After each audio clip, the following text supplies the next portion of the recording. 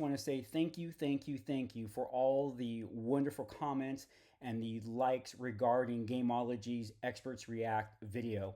To be a part of the LA Noire one was awesome. I did not expect the reactions I was able to read, and some of you threw out some great, good comments and some questions. Also, I get it. There are a lot of people out there that just hate cops and law enforcement. Believe me, I understand. I totally understand.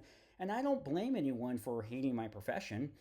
We do some pretty dumb things. And sometimes some of the things we do look bad to the public. And we just do a piss poor job of explaining why we did certain things.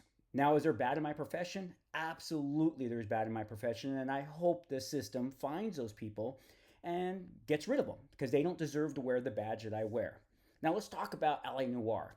One of the comments I read was, well, this guy, does he realize it's the 1940s and 1950s? Yes! It's the fedoras that kind of gave it away. And the fact that the cops are dressed very nice and still in their long sleeve uniforms, yeah, we don't look like that anymore, right? We wear these outer vests and camouflage clothing and baggy clothing and these cargo pants and stuff like that. Well, though some police departments still have that elegant look to them, yeah, we kind of lost that. So yeah, I realize it's not the 1940s and 50s. Now with that, fingerprints have been around since the 1900s. Scotland Yard was the first police agency to think about fingerprints and to take it and make it a science. They even brought it to the United States during a World's Fair and showed the rest of the world the science behind fingerprints. And I believe it was like 1904, maybe 1914, when the United States had its first case regarding fingerprints. And this is where each court case showed how no two fingerprints are the same. And we've been using it ever since. Now we're still using it, but now we're starting to rely on DNA. Now, I know in the video I mentioned, oh, he's going to put his DNA all over it. Yeah, I know. They didn't know about that stuff in the 40s and 50s. I'm just commenting on the differences between then and now, because those are the things that we have to think about when we are touching things and if they haven't been cataloged and those various different things.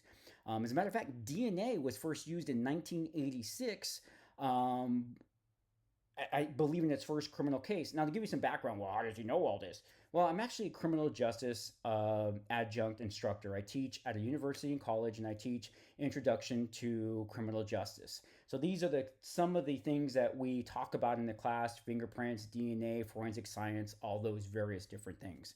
As a matter of fact, DNA is just getting better and better because as the database gets bigger and bigger, we're going to be able to solve these murders utilizing DNA. James Ellroy, famous author, and he wrote crime drama after crime drama. LA Confidential, The Black Dahlia, those various ones. As a matter of fact, this video game actually mimics one of James Ellroy's stories. It's something that I think he would have written.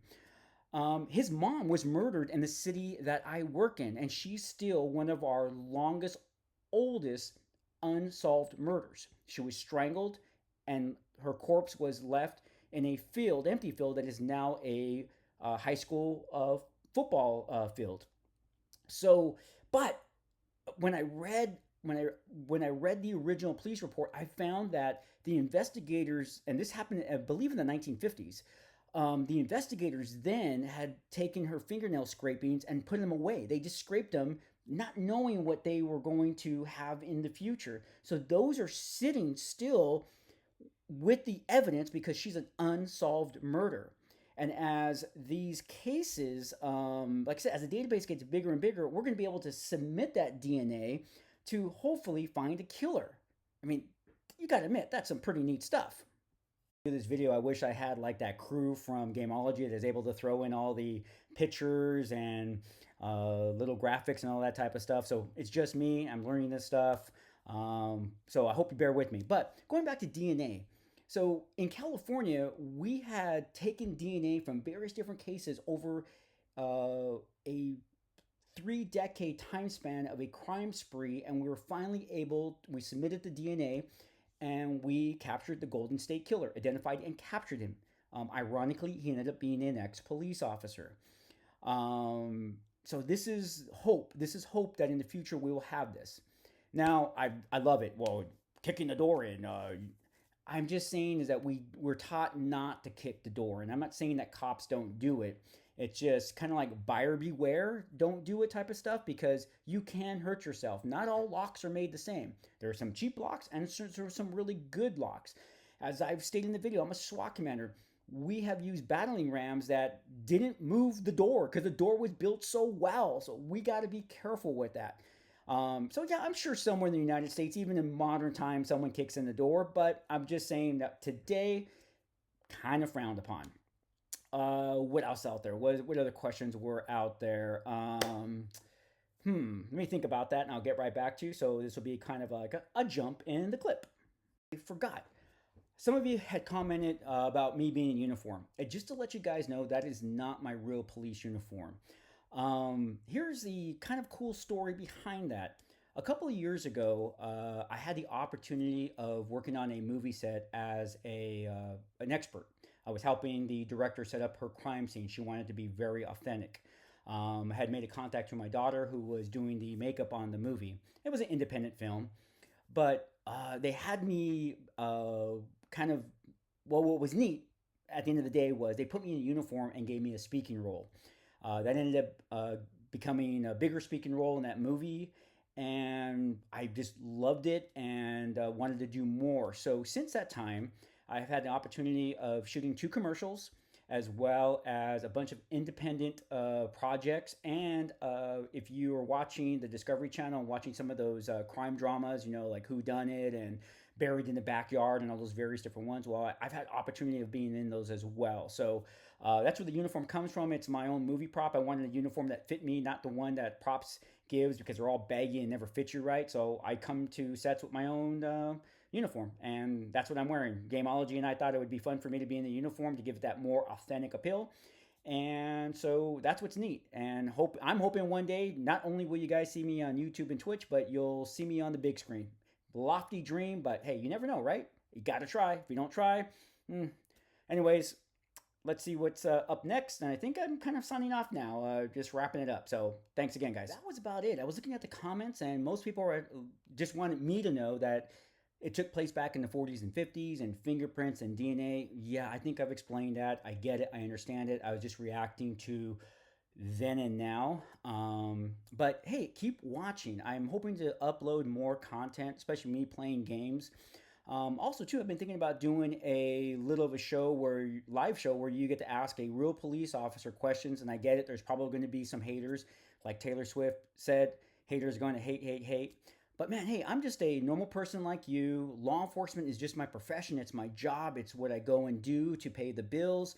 And in reality, I am just a regular person like you. As you can see from my background, man, I love video games. I love comic books. I love anime. There's a little Lego thing off to the side there. I love putting complicated Lego things together. The game I play now is Final Fantasy XIV. I fell in love with it about a year ago. I needed a break from World of Warcraft. I've been playing World of Warcraft since it came out. I loved it, but it just seems like the game just makes you have to do something every day, and I don't like that. Final Fantasy XIV is just one of those games where if I want to craft, I can craft. I want to quest, I can quest. But let's talk about how much of a loser I was with World of Warcraft. I played World of Warcraft since it began and paid my subscription fee every month for 10 consecutive years, to the point that one day I came home and this was on my doorstep. Everybody who has paid their subscription every month for 10 years got this cool, it's pretty heavy, orc statue. Pretty awesome. I believe this is on the Blizzard campus. I probably could have bought about 25 of these off of eBay if you think about my subscription fee of $14.99 for 12 months times 10 years. I don't even want to do the math.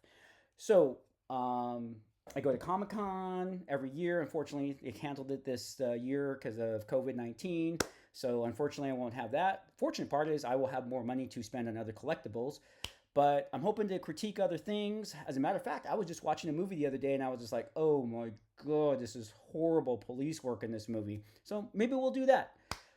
Thank you for watching. If you like, press the like button. If you dislike, hey, dislike it. I get it. Uh, Subscribe and look forward to giving you guys more content. And I will be doing a Twitch channel very soon. All right, ladies and gentlemen, you have a good one and hope you enjoyed this. And keep the questions coming because I will answer your questions. And from time to time, I'm going back and answering your questions actually on Gamology's YouTube channel. All right, man, this is Chris signing off, and you guys have a good one.